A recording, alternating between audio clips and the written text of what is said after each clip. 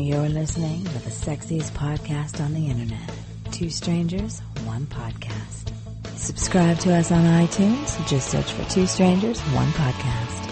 For Android users, we are also available on the Stitcher app in the Play Store for Google.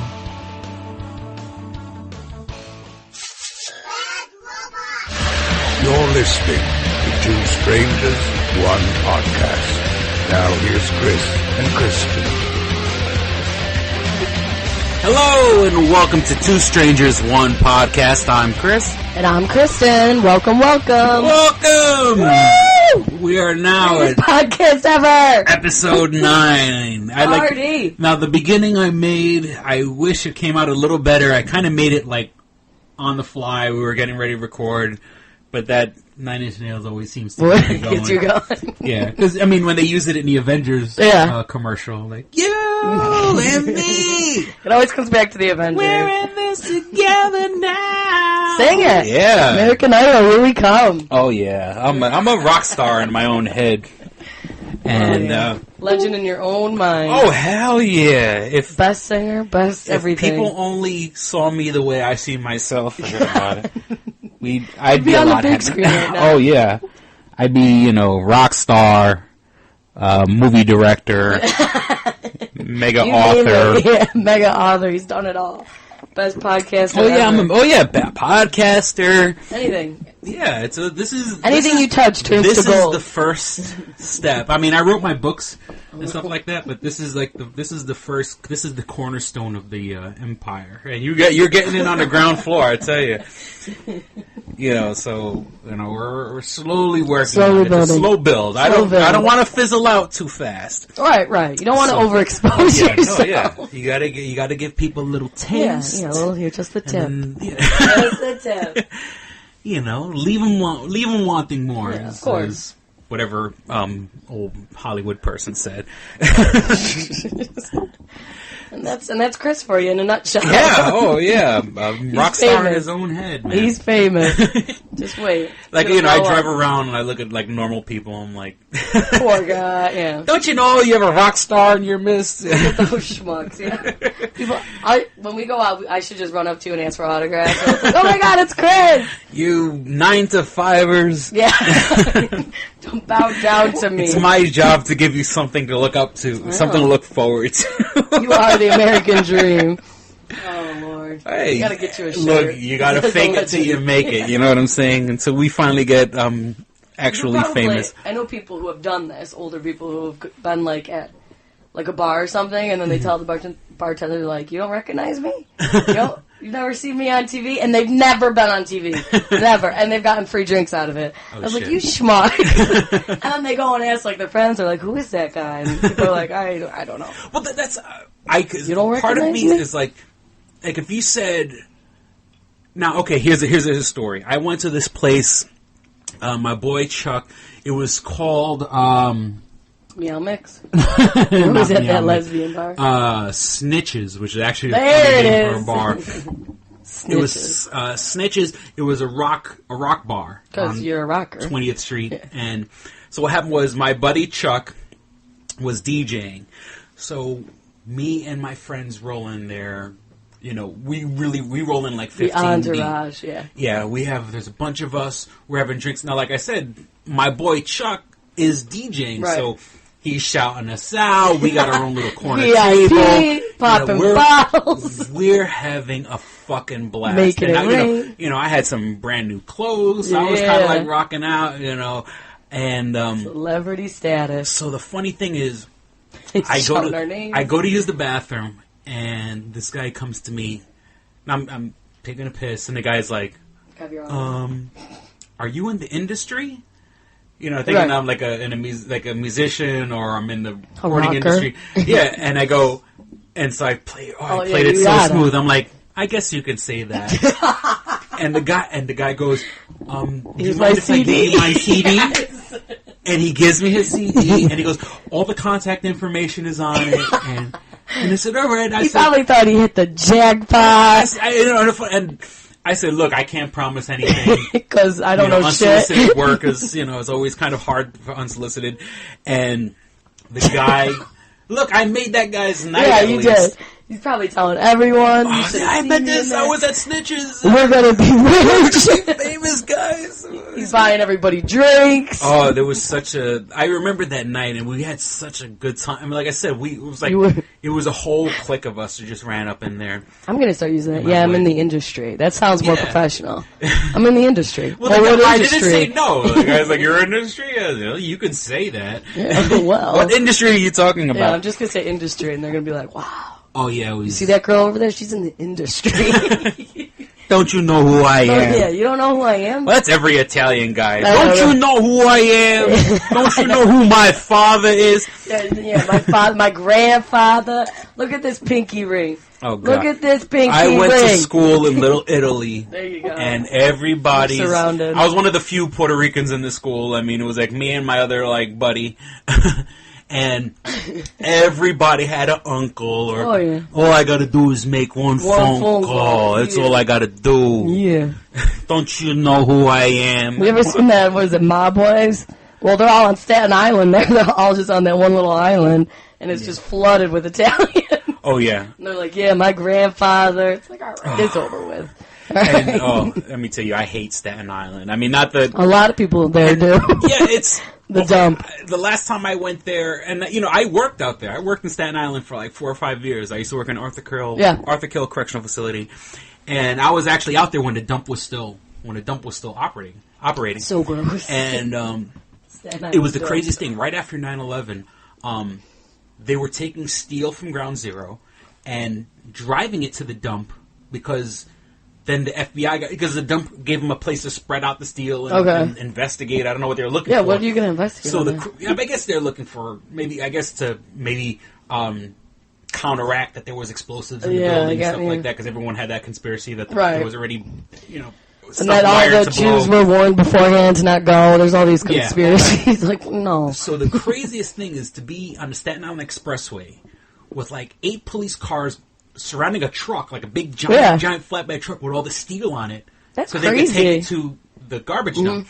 Now, of course, there were people who had family that died in the World Trade Center, and they were pissed off that you're bringing the steel that possibly the remains of their loved ones are in the steel, and you're taking it to a fucking garbage dump. Yeah. But it was so surreal to see all this crazy stuff. Yeah. Now, and I'll probably go into a more deeper story some other time, but, I was living in Manhattan on 9/11. Oh, what? I didn't even think of that. I was downtown Manhattan, and now, at that time, I was working out in Staten Island.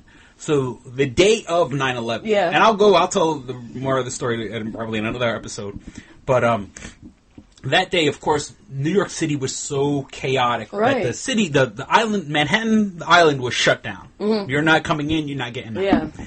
So I called the president, and I said, look, were you on Staten Island at this time, or were you in Manhattan? No, I was living in Manhattan, but I was working in Staten Island. So during 9/11, though, during 9/11, and I used to work the afternoon. No, that's what I used to work afternoons. So okay. All you were there. All the craziness happened in the morning, and by the I used to leave to go to work around 2:15, 2:30. Okay, so so the island was shut down by that time, and so I called the president, and I was like, and I said, look. I live in Manhattan. I can't get there. I can't get there. And actually, what I should have done is gone to one of the city facilities and see if they needed officers. And it was so crazy that morning that it didn't even cross my mind to go to one of the cities. You lived on the lower. I lived on the Lower East Side. Yeah. So you were like, that's right there. Yeah. Well, what had happened was 9:00 in the morning or 8:45 in the when all this stuff was going on. I sleep because I used to work afternoons. So I hear now where I lived. The FDR Drive on the east side, for a large portion of it, it's above ground, and then eventually goes to street level.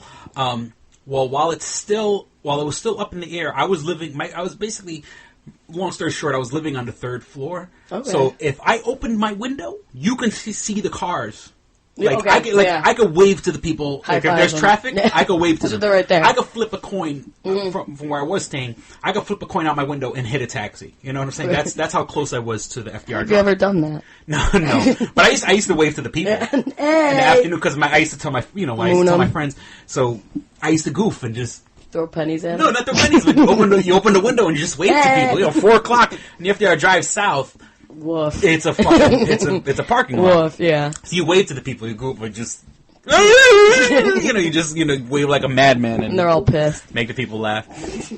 And so I was sleeping and I just hear police car, ambulance. And you didn't hear the boom, like when it hit? I was on the east side. I mean, if there was a boom, I slept through it. Mm-hmm. But like I said, the first noises were like police cars, ambulances. And what really woke me up was like a police car like over the loudspeaker. Get out of the way! He's telling the cars to get out of the way so they can get down there. And then, like a minute or two after I heard that, like there was tons of commotion. I was like, what the fuck? Yeah, and then... I'm trying to sleep. Yeah, well, I thought, there's always something shit going on in Manhattan. So, and then my father paged me. Coincidentally, he paged me 911. I mean, Yeah. Well, because when you wanted someone to call you... Right, it was like 911 call back. And, back in that 2001, it was before cell phones were really popular. So I did have a pager. And so my father paged me. So I call him back. I'm half asleep. And at the time, he's like, this is all when stuff is just happening. So my father says they blew up the World Trade Center and the Pentagon. Not planes. Yeah. So I'm like half asleep and I'm like, is this a dream? I was all fucked up. So, so the first day, island shut down. No fucking movement whatsoever. Did you go outside?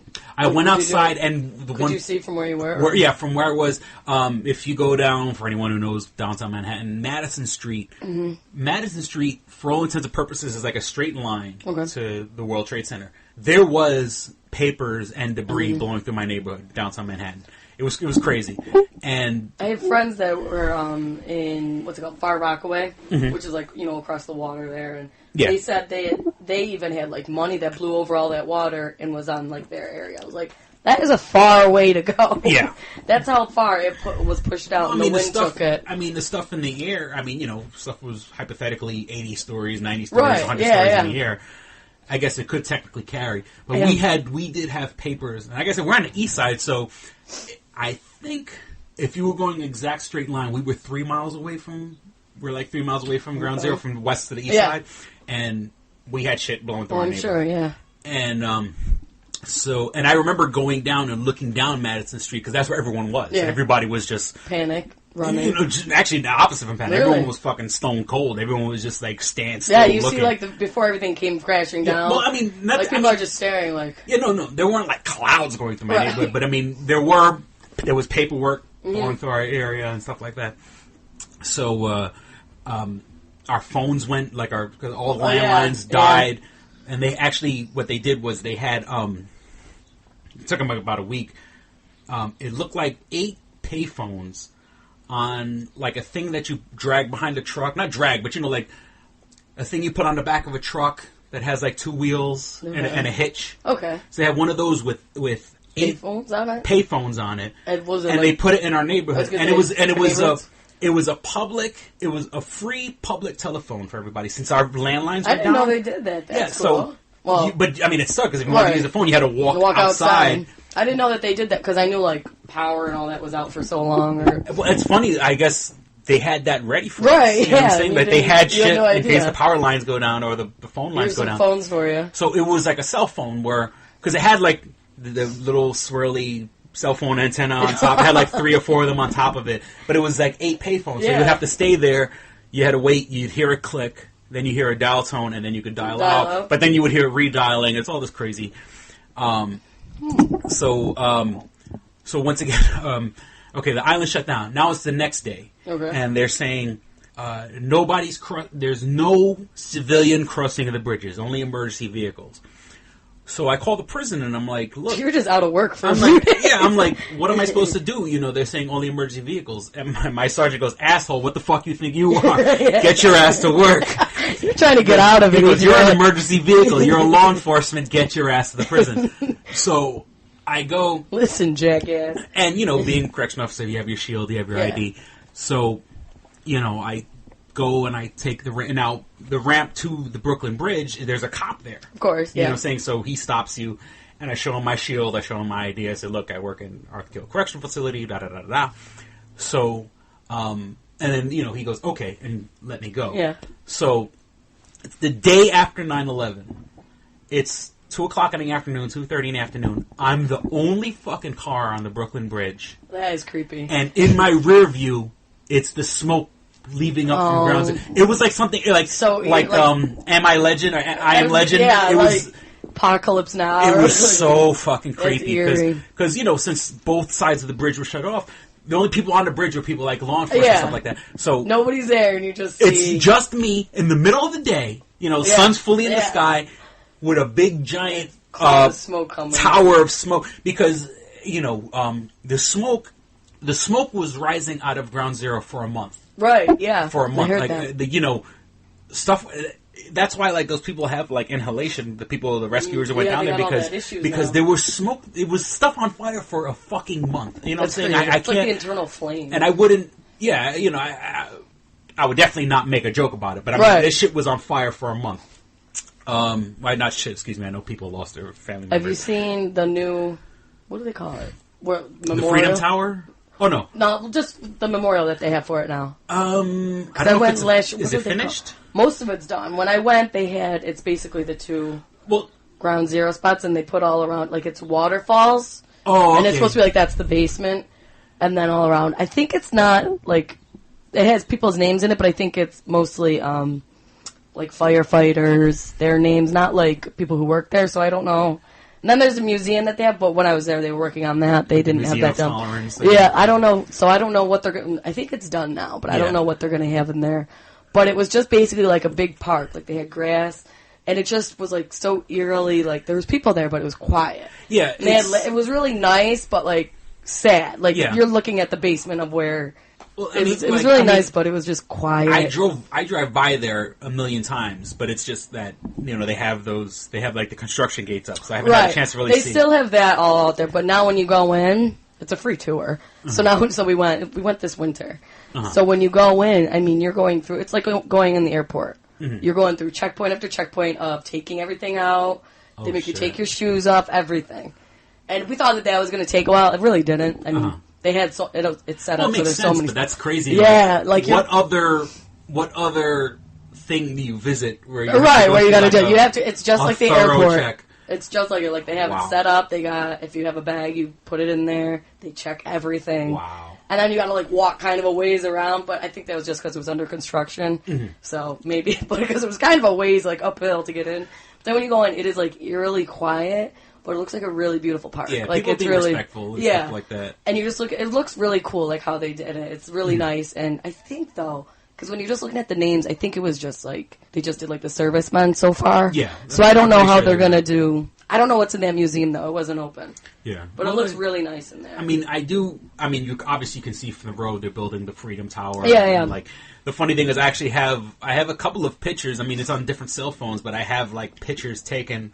There's always like a red light that I always hit, like on my way driving through that area, and I have like pictures, like kind of like a series. And I'm pretty sure there's people with equipment a lot more sophisticated than mine that probably have like, you can show that it's slowly being built. I'm pretty sure somebody's working on that. They had some images up not too long ago about what it's supposed to look like, and it's supposed to be huge and and it's I forget how little pieces come in the closer you get to the top, and then like the top. I think like a couple of stories is just going to be like an antenna. Like, the whole top is not occupied. It's just all antenna and like the bracing stuff holding the antenna. Huge. And they say the height is supposed to be 1776. Yeah, crazy. Yeah. No, but it's 1776 feet as the year.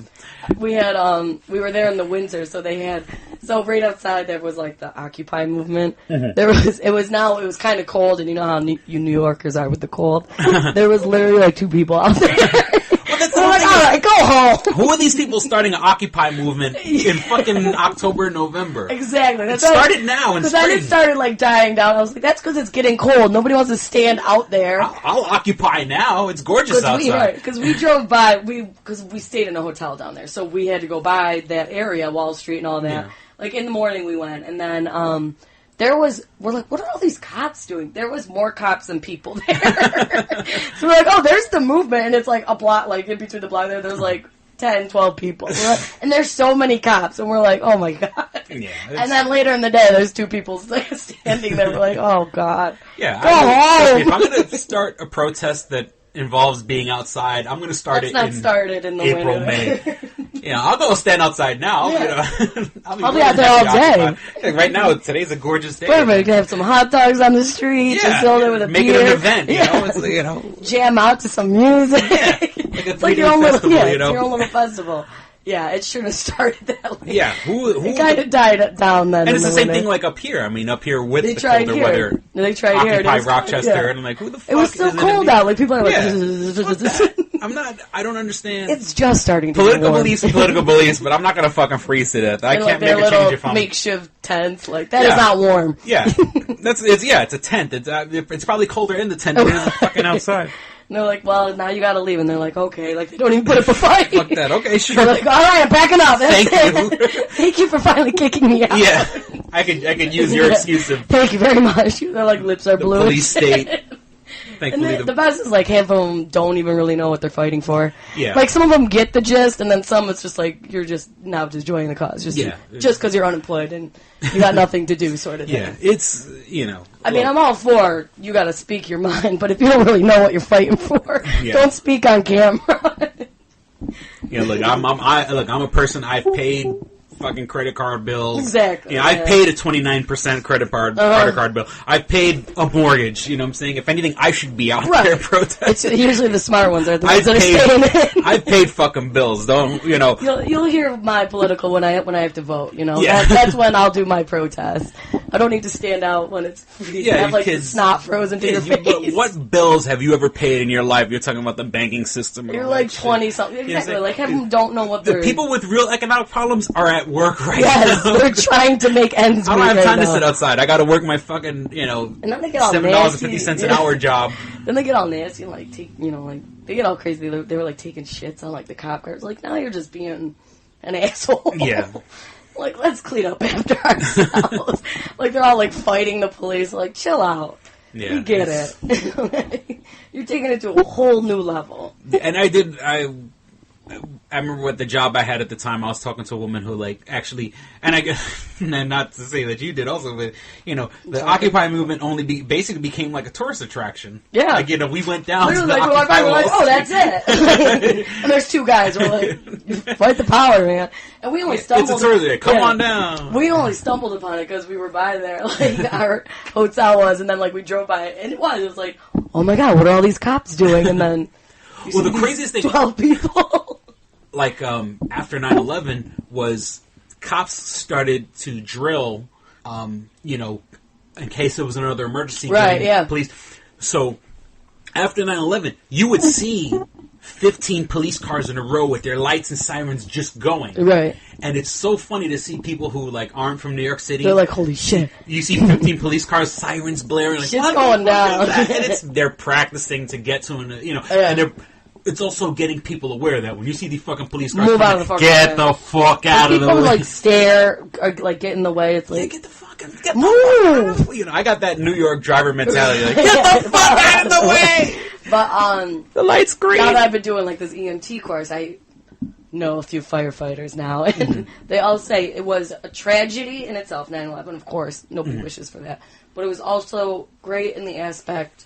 It got people aware of what firefighters do and all of that. Because then after that, like, people were donating then to, for them to have the right equipment and different standards. So they were like, it was a blessing in itself, but they wouldn't want it to have it come that way. Yeah, and also they upgraded the radio systems. They upgraded everything. Because the radios used to be analog, now they're digital. Right. And so now with digital, you don't step over each other and stuff like that. I mean, once again, I know that from working at Radio Shack. But, And, like, different drills were then, like, drilled into you pretty much. Like, it just was a whole new thing for them. And they were like, it's sad it had to come through that way. Yeah. But it was kind of a blessing for them. Because now people realize these people need equipment if you want your ass saved, you know? And especially in a place... See, now, I was raised in New York City where... I take it for granted that we always have a fire department. Right. There's a 24-hour professional fire department. When I lived out in Philadelphia, and I think it's the same way out here. It's out here. It's volunteer fire department or no? It's both. There's both. Most of it's like a lot of it's volunteer, but there's a lot of career as well. It depends on the area. Yeah, because some towns are strictly all volunteer. Yeah, I was spoiled. I was always raised with firefighters are guys who get paid and they live in the firehouse. Yeah. You know, when I moved to Pennsylvania and I heard volunteer firefighter, I'm like, what the fuck is a volunteer firefighter? And, like, they all just have, like, these other jobs. Like, but some are, most of them now are, like, volunteer / professional. Like, it's both. And see, but it's like, what the? I'm risking my life, and I'm just volunteering today. And I went, and I actually, you know, I just said what I said, but I was actually an auxiliary police officer, which is a volunteer police officer. And, you know, I do get it because there's a camaraderie. Yeah, totally. I mean, I hate to sound sexist, there's a brotherhood. You know what I'm saying? I mean, just traditionally, there's more men in those jobs. You know, so... there's a total bond. It's a unity. Yeah. It's a, you know, and I guess fraternity, not mentioning not being just men, but I mean, you know, there's a family element to it where you watch each other's backs and stuff like that. I'm gonna pause right now. We'll be right back. Dinner's being made. Dinner's ready. Dinner. And we're back.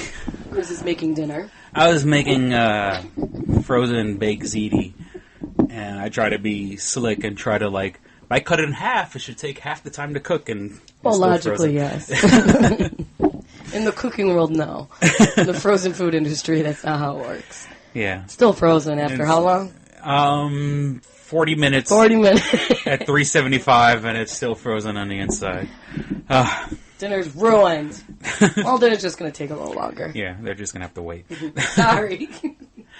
And so we were talking about.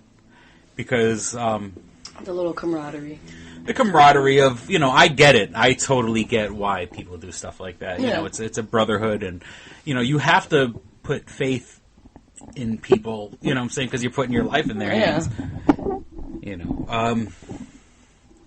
But that's funny. I never really actually thought about that when I lived in New York City, they were all paid. Yeah, everywhere. And they're everywhere. Yeah, because the firehouses are everywhere, and they're all paid. Yeah, they're professionals, you know, and they have like a unique schedule because they still work a 40-hour week, but they work 40 hours in a row. Oh, okay. Where it's like, you know, what's that? 24. You know, like you'll work like 2-3 days. Yeah, I have heard that. Technically straight. Yeah, and then you go home for like the next couple days, and then you're back. Then you live in the firehouse for like, and you know. And this is, you know, a fucked up joke, and this is way before 9/11. They said, you know, what are the two jobs where you get paid for sleep? Or, no, you get for paying for being on your back, and it's, you know, a prostitute and a firefighter. You know, and that was because I grew up in a cop family, so the cops and firefighters always were butting heads. You know, but you know, hopefully that doesn't happen anymore. I know it does. It's gotta happen. Yeah. And. Yeah, so like the first time, like I moved down to Pennsylvania, I heard like the volunteer siren.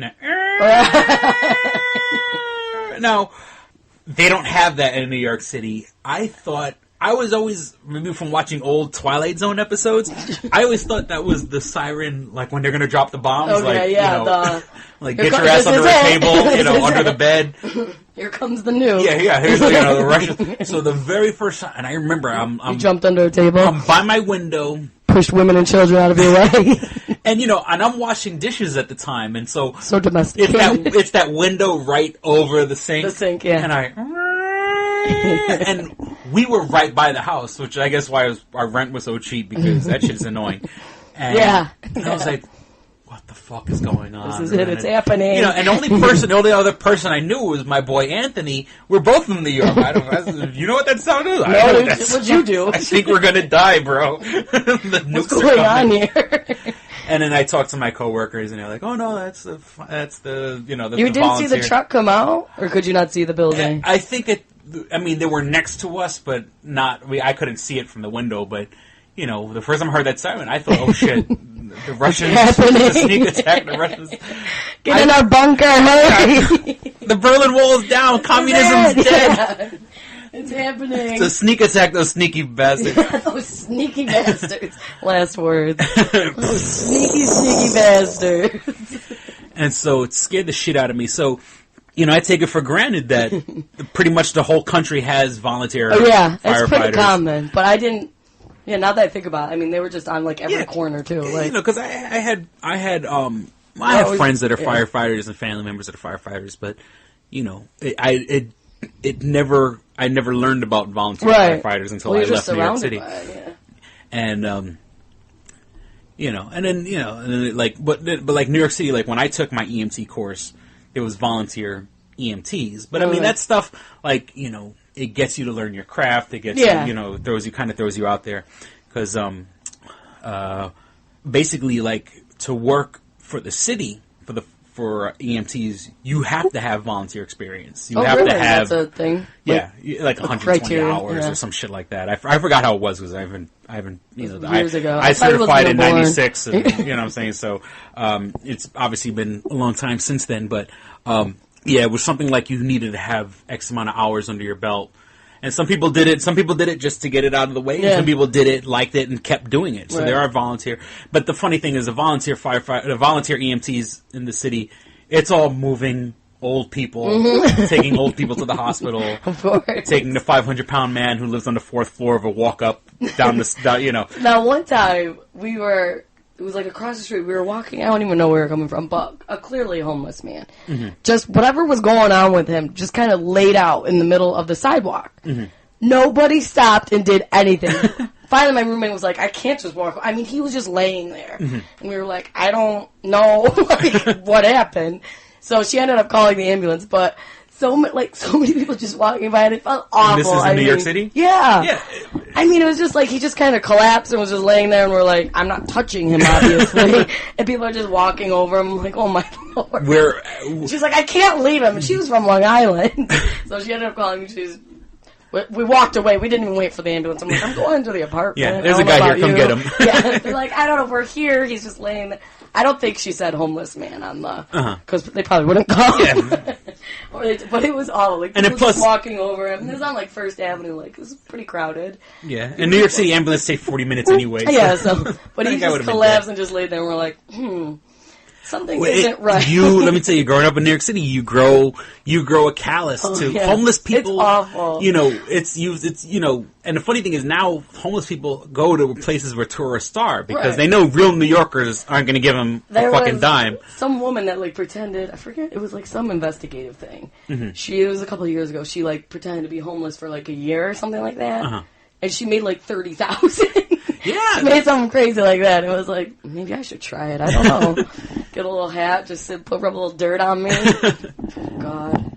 And, you know, and these, you know, like I said, real New Yorkers, I am so callous to homeless people. Yeah. Like, and I'm not rude, but, you know, people just walk out, a sob story doesn't, it doesn't, you know, you could come up to me, oh, I haven't eaten. Fuck you. There's, you know, there was one guy who was huge, and he was trying to tell me he hadn't eaten, and I was like, I haven't eaten. First of all, your body's going to sit there and eat your fat first for a while, alright? You're going to be fine. But he always had these cats that were always with him, and he was always on our block. Like, you turn out of the subway, you'd be right there, and his pants never fit. His ass crack was always out. So it was like, you could be having the best day, and then bam, there's this guy's ass crack. Homeless ass crack. Yeah, and his cats are like laying there. I was like, oh. Find a new corner. Yeah, this one isn't working for you. And you know, and mind you, you went to the new New York, the sanitized New York. Yeah. This is after Giuliani, because before Giuliani, there were homeless people everywhere. Prostitutes in Times Square. Prostitutes in Times Square. I mean, you would stop. You would stop on a corner, and a guy would wash your windows and stuff like that. Yeah. And see, my father had the greatest. My father, like, there were some guys that were insistent, and they weren't gonna say no. But what my father used to do was throw the coins, like, or sometimes even if he saw the guy coming, like just out the window. So they would have to go chase after the coins to not be, you know, so to get my father to get them away from the car. Yeah, they're so would throw the coins touchy, and it's like they would, you know, get up on, you know, and the guys who would want to wash your window and stuff like that. Hey, come on, you know. And I remember my father, you know, turning on the windshield wipers, or my father like physically getting out of the car, like to physically threaten a guy to kick it. You know, my father's a big guy, you know. But like his favorite trick was not trick, but I mean, you know, if you throw the quarters across the street, they're gonna go chase the quarters. They hear the cling, cling, cling. There was like these little kids out there. Like, of course, it was really hot out, so they had to like.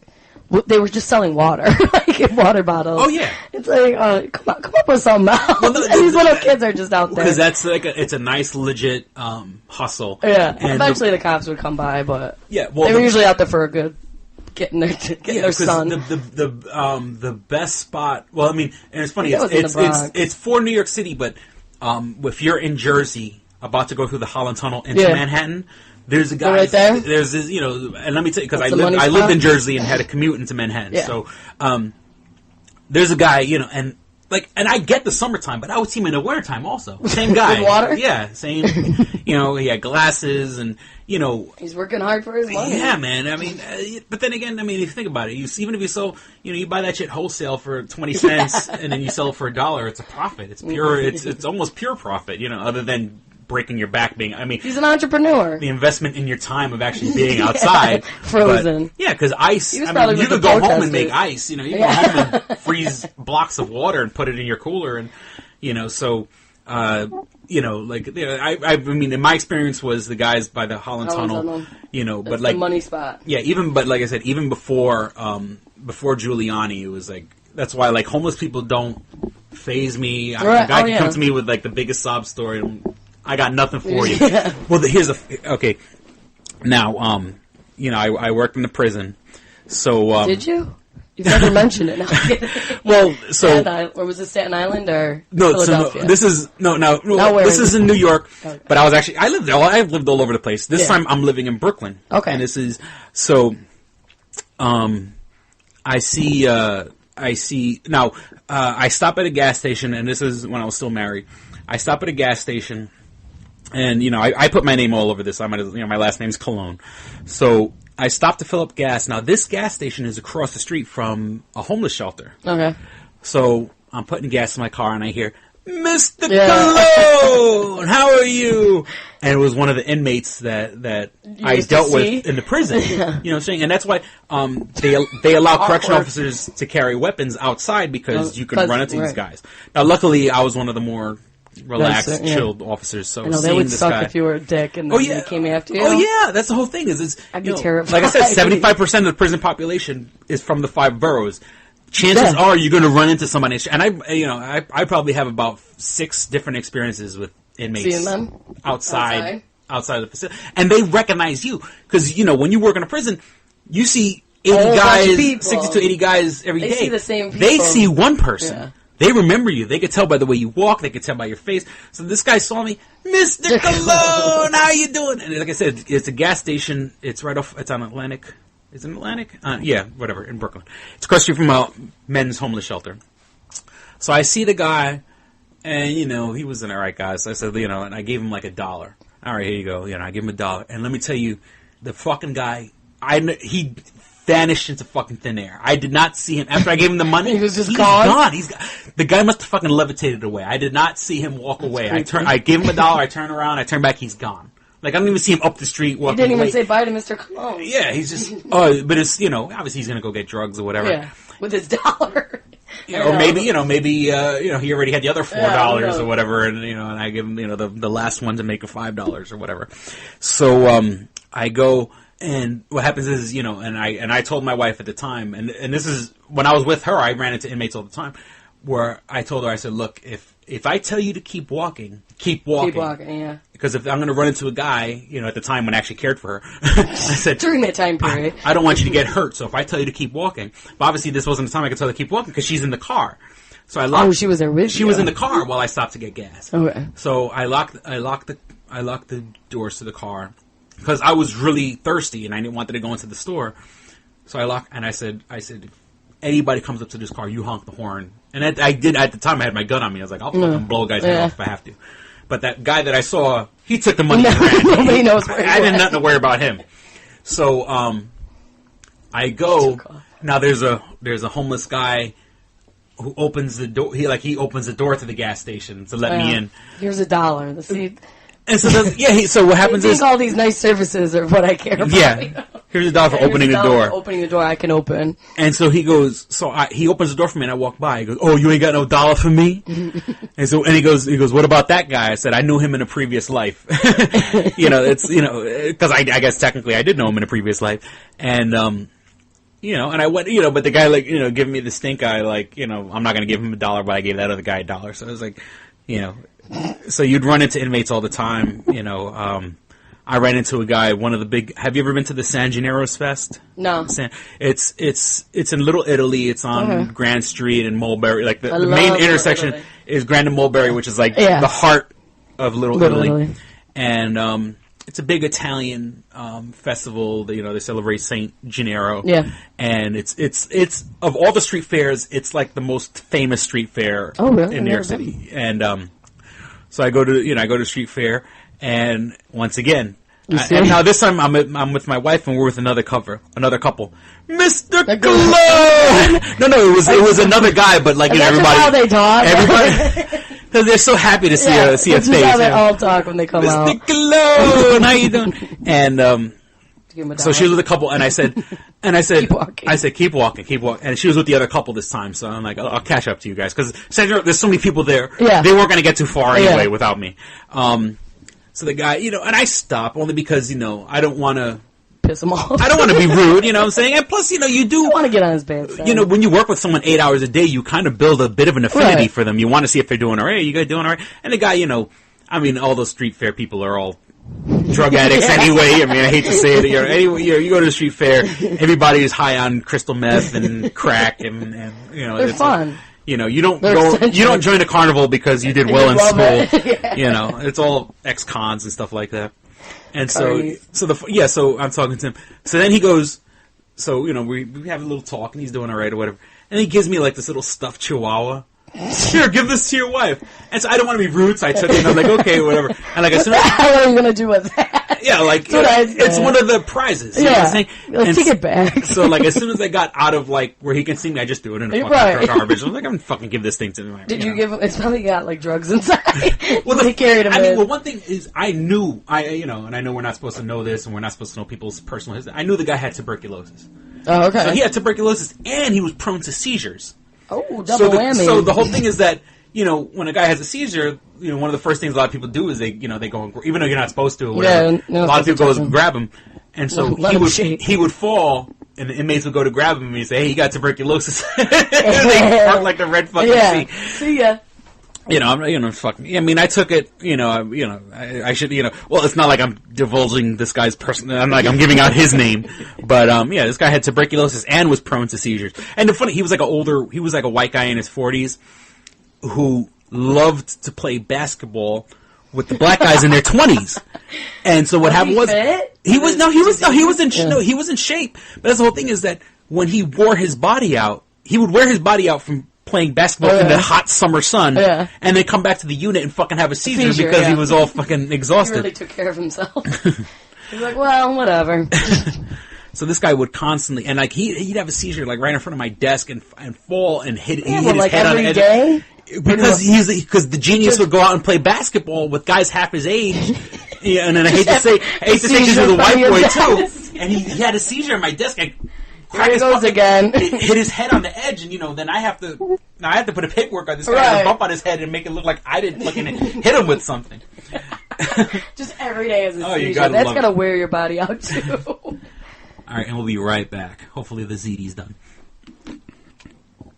And we're back, Mr. Coloooooon. That's just how you start talking after you come out of prison there. That's what happens when you're a rock star. Yeah, Mr. Coloooooon. Yeah, so, I mean, it's, and there was even a time where... Like a celebrity. When I worked in a women's facility, there was a woman that recognized me. And of all places on the Staten Island ferry...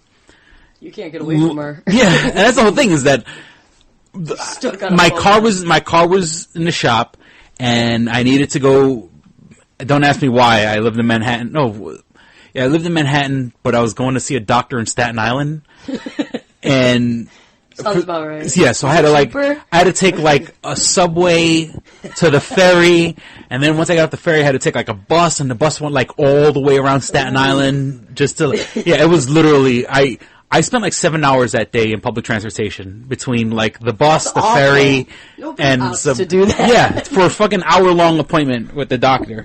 But it was like my day off, and I didn't have a car, and I was too stupid to even like try to ask a friend for a ride. Well, at the time, I think I was probably the only one out of my friends that had a car. You could ask one of your inmate friends, Mr. Come pick up Mr. Coloooooon. I'm on the Staten Island ferry, and it was a female inmate. I was working in a women's facility at the time. Hey, Mr. Coloooooon. And the whole thing is, I saw her first before she saw me, and I put my head down because I don't have to deal with, and so she sat next to me. It takes about a half an hour for the ferry to leave Manhattan. For that beautiful ride. Oh my God. She's telling me her fucking life story and their daughter, and, she's supposed to be going here, but the daughter's seeing this guy who's a drug dealer, and it was such a fucking, oh my God, like, I was a captive audience, and once again, thank goodness, I was a cool, relaxed officer because she could throw you over the throw me into the East River. See ya. Now, how was it working with the women? I hear I don't know the truth. The women are worse than the men. That's what I hear. Now, why? Because women are more. It's a more psychological game. Because see, with the men, and I don't know. Get emotional. I might have said this before. Well, I've said it before in a different context. You could tell it. You could put a guy on the wall. Like if you're patting him down, like that, and say, look, I'm going to whip your ass and you'll be on the next bus up to Clinton. Right. You can't do that with the women. You can't make a physical threat. I mean, you're not supposed to make a physical threat with the men either, but the women were like... It's like an understanding with the men. It's a different, it's not, and then, being a male officer, you can't... touch them. You can't frisk them. It's a whole different procedure to pat frisking. Does a woman have to, or is it like a woman has to be present in the room or something? You can do a pretty thorough pat. Well, thorough, but like with the men, I mean, Have you ever had to do a cavity search? No, you yourself. We do not do cavity searches. Okay. That was that a cavity search is done purely by medical staff. Oh, okay. With like a supervisor, and it can't even be a regular officer. It has to be a supervisor with someone from the medical department. Yeah. Oh, okay. I didn't know that. Yeah, we just always hear like that rubber glove snap. Well, we did do going in. Well, we did do what they call strip frisk, which is a whole different cavity search. Which in the men's facility we call it nuts and butts. Where you would it was the guys coming out from their visits with their family. Okay. The contact visits. And you worried that maybe the girlfriend brought drugs in her vagina. Did you have to do that with everyone? Or everyone coming back from a visit? Every inmate coming back from a visit. You must have saw a lot of nuts and butts. Nuts and butts. Where they have to spread their butt cheeks. They have to lift their nut sacks. Now you have to understand, I was, for all intents and purposes, a unit officer. And we did these things, I think, like I told you before, called swap shifts, where you would work for somebody, then they would work for you. So I would end up working like a double shift. So I would do swap shifts with someone who was a visiting room officer. Okay. So here's the same guys that I'm seeing all day in the unit. Now I'm asking them to lift their nuts up. I'm going to open their fucking butt cheeks open and look into their... I just got to spread your cheeks real quick. Spread your cheeks, cough, lift your nuts. It's like a physical. Yeah, and you have to... You do not have prostate cancer. During the strip frisk, you do not touch the inmate. There's no reason. They have to do everything? They have to, but they hand you their clothes, and you check the clothes, but... For moving the nuts, they have to do it? For a moment, they have to lift their own nuts, and you have to tell the guy, lift your nuts. Lift your nuts, man. Come on. Well, you have to, lift, turn around, squat, cough, and it was, How awful. Squat, when you work, you're working with an inmate, you're on a unit with this guy for 8 hours a day. Yeah. You know what I'm saying? For all intents and purposes, I'm seeing this inmate more than I'm seeing my own family member. Yeah. And now I'm seeing his brown eye. You know what I'm saying? Winking at me. Your asshole looks good today. Damn, that looks good. What have you been doing? And you have to look. You have to make sure they don't have something jammed up. Thank God, no. Look, you can have it. Yeah. You can shove it up your ass. You can keep it. I ain't gonna go after to that level, you can have I'm not gonna. That's commitment. And if you do find something, or if you're suspecting something, then you call a supervisor, and then you have them escorted to the medical. They go in. Yeah, and then I have to. What was the word? I have to justify why I think he needs to get a search, and they can't just get it for fun. Yeah, I have to. I forgot the word but I have to present the case. Yeah. I saw a string. I saw the edges of what I thought was a plastic bag. You know what I'm saying? You have to because you can't just punish someone and be like, you pissed me off today. You're getting a cavity search. Yeah, you have to. I forgot the word. Justifiable. It was something justifiable. You have to get on a piece of paper, but. Because it probably happened in the past. People were just sending people up to get cavities. It had to have happened. This is an abuse of power. You know what I'm saying? And of course, you could always just say, "I thought I saw something." It could have been just toilet paper in his ass or something like. He didn't wipe very well. Yeah, but You know, and I hated working nuts and butts. And then plus, nuts. you're in a room the size of a closet with the same person that's naked. Right. Because you got to give them their privacy. Yeah. You know, from other people seeing them naked. Right. And then, you know, sometimes it's a hot day. No. And it's not air conditioned. So you're in this hot box with a sweaty guy. Nice hot box. You know, some guys just coming from the visit. They're with their girlfriends. Now, they haven't had sex in a while. You know, they've had a raging hard on the whole visit. You know what I'm saying? You know. So you saw mad boners, is what you're saying. Well, not boners, but like, you semis? know, guys, you know, semis and you know, little guys are dribbled in their own underwear, stuff like that. It was like a porn, almost like you were almost no involved. Porno. I don't want to be like fucking involved in. Yeah, the aftermath of it. Oh yeah. Now, did you guys have to do that with the females? Like, no. They have to strip after. No, the women strip, but that was purely only a woman officer. Right. So they did have to strip after a visit as well. And like you could. Did they have to squat and cough? They had to squat and cough, and then you had to squat and cough front and back. Because with the men, all you have to do is look at their ass. We have two hiding spots. You have to face forward, squat and cough. You have to face backwards and squat and cough.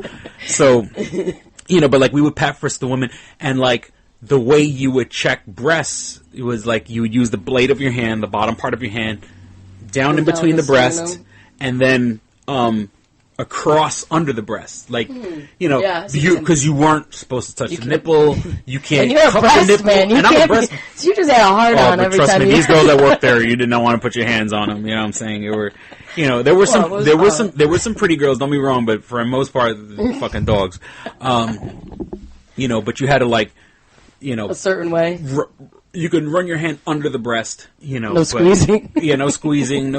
And like you had to do everything you can to not touch the nipple. But you know, I mean, women who want to hide stuff can put stuff in their bra, and if you put it in the front part of the bra, I'm not gonna fucking find it. Put it right where the nipple is, you know. Yeah, you know, if you have a bag of dope or something like that, you put it where the nipple is. I can't technically find it. You know, I mean, I guess if I did, it's a little word of advice, women in prison. Put it on your nipple. Put it on your nipple. Well, I mean, I guess if I found it on the nipple and said I found it at the bottom, but, you know, that's too much fucking work. Once again, if you could get it up there, you could keep it. Right. And so... You're that committed into hiding it. You've done it, all right? You got it. Yeah. It's all yours. You beat the system, okay? That's why they liked you, because you were just like, fuck it. Yeah, I was such a relaxed officer, and, you know... I can't deal with this shit. Yeah, I used to tell them, I said, look, as long as I said, unless somebody's bleeding or the fucking place is on fire, leave me alone. Which I used to say to the men, with women is a whole other story. I couldn't say unless someone's bleeding. They'd be coming to you like every day. Mr. Cologne! They were probably all in the same cycle. Eventually that happened. Oh, yeah. And I've had... Mr. Cologne, someone's bleeding. And I was in charge of distributing menstrual pads. Like, it was part of the supplies. The girls would get menstrual pads and soap and toothbrushes. Did they ever throw, like, one at you? No. Thank God. Well, because, you know, you always hear those gross stories where, like, they throw shit or something, you know. Yeah, well, the women, I mean, the women were nasty with them. Nasty and just throw that. How nasty would that? That'd be the day you walk out. Well, there were women who, like, you're supposed to throw that shit out, but, like, they would do a self-search and find a bloody fucking menstrual pad. Where? Just in their property. Like, especially ones that were, like, kind of crazy. Like, the ones that were kind of nutty. Yeah, they would find shit like that. Yeah, throw it out. What the fuck is your problem? You know, so it was, you know, and some of the women were really fucking nasty. But then again, on the flip side, there were some women who, like, you would walk into their cell. Now, I worked in a facility. It was a medium security, so it was a different vibe. Okay. But, you know, someone, like, basically the women had their own little room. Like, it was like the same size as a cell, but it was a room with a door and everything. Oh, okay. So, some of them took care of their floors. So, you know what I'm saying? Like when you walked in there, it was like you walk into someone's house. Then you had some, you know, the crazy ones, the nasty ones. With their pads everywhere. Oh, it was fucking disgusting, you know. People are asses. And, so, you know, let me tell you, it definitely gave me a new perspective on women. It really did. It really fucking did. How long did you work with the women? I worked with women from, Jesus Christ. Trying to block that out. Yeah. Trying to block that time period out. About 4 years? Like 4 or 5 years? Like 2005 to like 2010. Yeah, it was about... And... Ugh. Did any of the guards have sex with the women? Were you one of them? Why do you think I'm not a correctional officer anymore? Dun dun dun. Well, in my defense, I never did anything on the job. Okay. Never did anything on the job. And there was constantly, you know, and of course women being women, women are manipulative. Women, especially drug addicts and stuff like that. Women are notorious. Salesmen. Even a woman who's never broke the law in her life is manipulative. I hate to say it. That's not fair to say. But yes, we totally are. We know it and we love it. Is any woman, like, I can't see, like, okay, I'm sound like a total dude right now. I can't see, there's no such thing as a woman who can't have sex. You know what I'm saying? Like, oh, very true. All you have to do is lower your standards. You know what. If you lower your standards, you can have sex right now. You know what I'm saying? And so, but I mean, for the inmates, and the funny thing is, even the ones who weren't attractive would still use their quote unquote feminine wiles. You know what I'm saying? And now of course the one thing that definitely didn't deal with the men was like women who would cry. Okay. You know what I'm saying? Like, they would be stressed out, and women being catty and stuff like that. And with the men, men would fight or whatever. Yeah. Women would break down and cry, and you can't. That's a weird situation to be in because what do you do? You're supposed to be, you're charged. Yeah, and that's the whole thing is like when you're a man on a unit now, and you get all deep and or whatever. But a lot of women have been in abusive relationships. A lot of women are now half the part of doing a correctional officer's job. Technically you don't put your hands on people, but you got to put bass in your voice. You know what I'm saying? You have to, authority. Put your dick out there. Boom, lay it out on the table. I'm the fucking man. I run this fucking unit. And now, did you literally put your dick on the table? Why do you think I'm not a correctional officer anymore? No, well, I mean, it was always about asserting yourself. Yeah. But now the funny thing is that you had to be careful who you asserted yourself around because they were in a fucked up relationship before. If you're with a woman who was in an abusive relationship and has like post-traumatic stress disorder, you're giving them flashbacks of when their man used to whip their ass. Right. You know what I'm saying? So you had to be careful who you put your dick were assertive. Table to. Well, I figuratively, not literally mean put your dick out on the table. You were going to be you can't. The authoritative. Yeah, you had to be, and there were times, and I'm not even, definitely not making a joke about it, but like I would scream and you would see women wins. Yeah. You know what I'm saying? And it's like, you have to take yourself out of the situation. Right. Oh shit, okay, here's a woman who's fucked up. You know what I'm saying? And take a step back. And I would easily say 80%, 90% of the women who were there because they were committing a crime with some other guy. And it's just the way of the world. Women, what do you mean? Like they were women who were in for dealing drugs were usually dealing because their boyfriend was dealing and they were dealing with them. I see what you're saying. You know what I'm saying? Like, very few people. I didn't know if it was like against the guy or something. Like, oh no, not against the guy, but I mean like whatever him. Crime they were there for. They were there because they were committing it with the guy, or for their guy, or girls who were prostitutes. They're being pimped out, or girls that were, somebody usually was just always in control of them. Yeah, there was always somebody there, So now here you go. I'm surrounded by now the women's facility was a lot less. There's 40 women. I'm the only man on the unit. You know what I'm saying? They set you up. Yeah. It was a setup. It was definitely a trap off. So for some women, I was the father figure. Right. Some women, I was the boyfriend.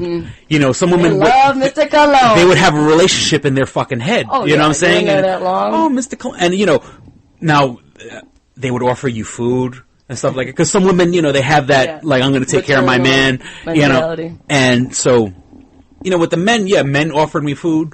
But, and you're not supposed to take it or anything. Yeah. But, like, the women, they were a lot more prone to, like, oh, could I get you something to eat? Can I, do you want something? So you were dating all these women at once. It was like having 40 wives for 8 hours. Yeah. It was, and you had to deal with. Polygamist or something. Yeah, and the women would fight against each other, you. And the women, they would kind of like, if a woman was... You were the Mac Daddy of that prison. Well, and that's the whole thing. It was a whole dynamic where, like, they would call it playing the bubble, where you would hang out around the officer. The bubbles were the officer station. Oh, okay. The nickname was the bubble. So if you're playing the bubble, there were female officers who would play female inmates that would play the bubble a lot more frequently than others. And heavens forbid, some girl play the bubble when that's not her usual spot. Like, it's, it's usually one girl spot and now some other girl tries to, it's like, you're talking to my man. Get the fuck away from my man. Now, mind you, there's no official relationship. Right. But in their mind. and, women are crazy bitches. Oh, fucking, I love being one. Yeah. Women are fucking crazy. And that's why I'd rather deal with the fucking men. Because the men, you could, hey, look, I'll kick your ass. You got the next spouse up to Clinton. With the women, you gotta watch yourself. They hold grudges and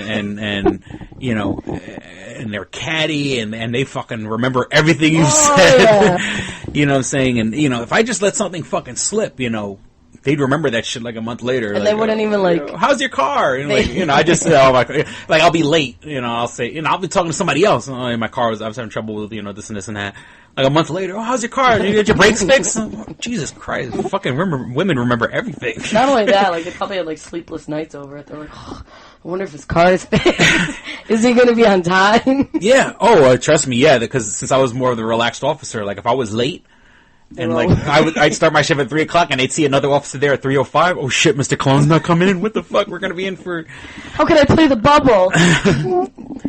And so, it was all favoritism. And it was, it should be like a reality show. Women who live on the street are naturally manipulative. You know what I'm saying? So now that's how they've lived. Now they're trying to survive inside the walls, and they're going to be manipulative. That's all they know, that's their...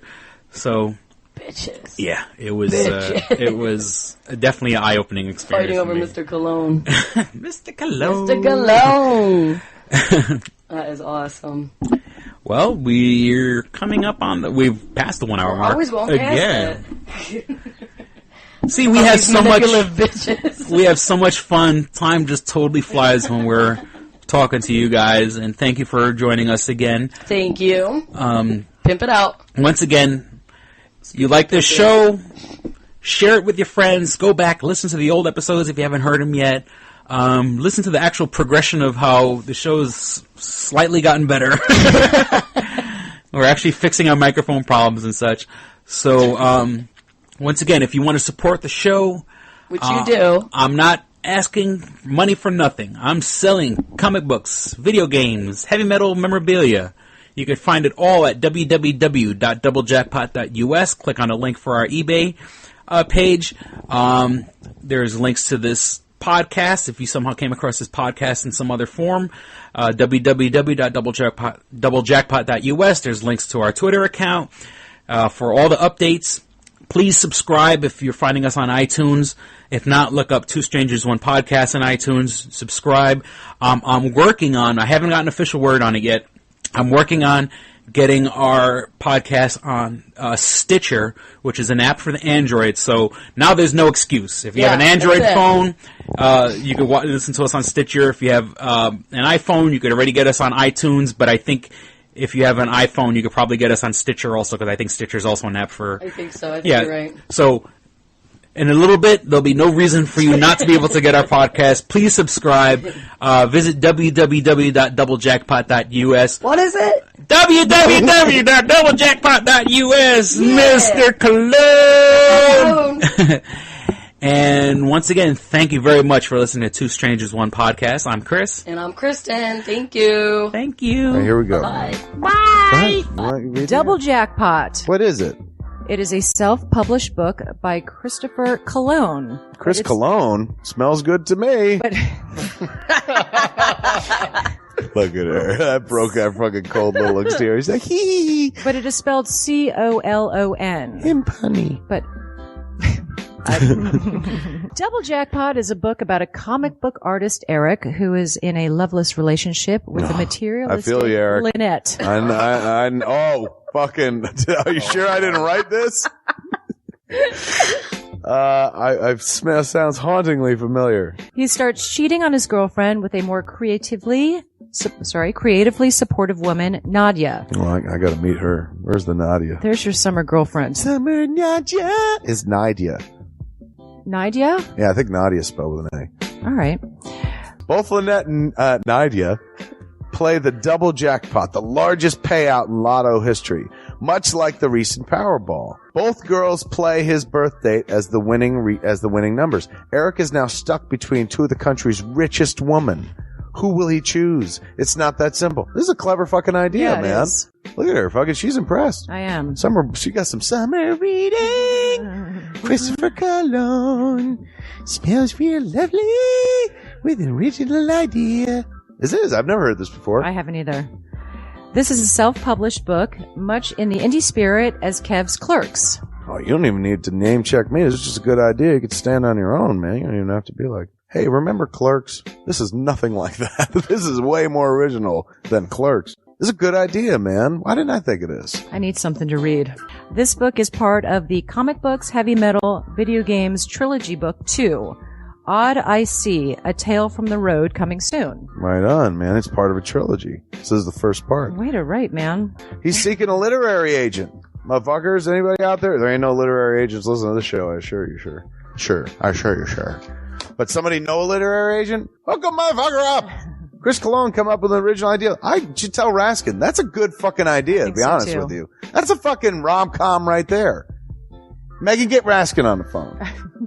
Isn't it possible to get Raskin on the phone? No? Yeah. I want to run it past him, man. I want to, and if it happens, I get a taste, Chris Coloooooon. I get a whiff, if you will. The book could also be ordered on www.lulu.com. That's lulu.com. I understand that. I just want to spell it out. Normally one says it that spells it. Still, lulu.com. What is that? Do you know what it is? I don't know. All right. The book could also be ordered on www.lulu.com. Search for Double Jackpot Christopher Coloooooon. A paperback version of the book is $15 and a PDF file is only $5. $5 is yeah. Insanely inexpensive. 15's not even that bad for a paperback version. No. This is $1 million idea right here. Like a movie about a dude who fucking is stuck between two chicks, both of who play his birthday and win the lottery. Come on! I can see that trailer. Chris Coloooooon is on to something. Nobody else can smell it but me. I'll read it. Thank you. I'm going to make that smelly joke. I know. You're trying to get me to laugh again. It worked once. Double Jackpot is a self-published book by Chris Coloooooon, man. It's the first book in his Comic Books, Heavy Metal, Video Games trilogy. Book 2, Odd I See, A Tale from the Road, should be coming out soon. Get all the information at Chris Coloooooon, like a motherfucker. I will his totally book, read this. Double Jackpot. I'm serious. I'm going to recommend that to fucking Raskin. How is that not a movie? You know what I'm saying? This could be a sexy movie. You could do an R-rated version. There could be nudie in it, and you could show them fucking both chicks. Maybe a little penetration. Maybe a butthole shot. No butthole, no care. I would like to formally apologize to Christopher Coloooooon right now. No, sex sells. Chris Coloooooon will appreciate that. He's like, thanks for throwing a few buttholes in there, man. Don't forget to check out twostrangersonePodcast.net, your one-stop resource for everything show-related. You can find links to subscribe to us on iTunes or on Stitcher. You could also find links to buy my book, Double Jackpot, on twostrangersonePodcast.net. Fuck you, fuck you, fuck you. You're cool. And fuck you, I'm out.